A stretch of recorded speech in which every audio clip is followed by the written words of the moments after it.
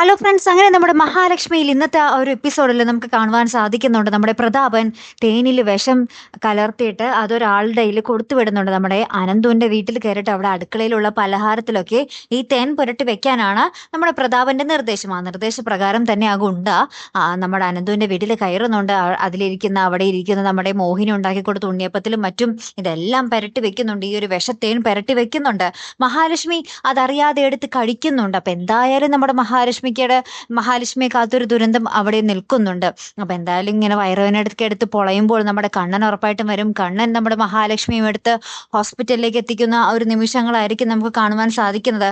അപ്പൊ ഈ ഒരു വെപ്രാളത്തില് നമ്മുടെ കണ്ണൻ ഇതൊരു അഭിനയമാണ്, താൻ നടക്കാതിരിക്കുന്നത് ഒരു അഭിനയമാണെന്നത് പോലും മറന്നിട്ട് നമ്മുടെ മഹാലക്ഷ്മിയും എടുത്തുകൊണ്ട് ഓടുകയാണ്, മഹാലക്ഷ്മിയുടെ കരച്ചില് സഹിക്കാനാവാതെ. അപ്പൊ ഈ ഒരു കാഴ്ച നമ്മുടെ ശത്രുക്കൾ കാണുന്ന ഒരു നിമിഷങ്ങളാണ് കൂട്ടുകാരെ നമ്മുടെ മഹാലക്ഷ്മിയിൽ വരാൻ പോകുന്നത്. അതേ കൂട്ടുകാരെ, ഭയങ്കരമായിട്ടുള്ള ഒരു ട്വിസ്റ്റ് ആട്ടോ ഇനി സംഭവിക്കുന്നത്.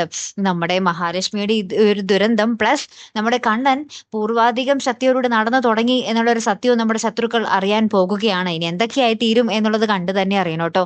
കാത്തിരിക്കാം. അപ്പൊ അടുത്തൊരു വീഡിയോ വരുന്നത് വരയ്ക്കും ഗുഡ് ബൈ.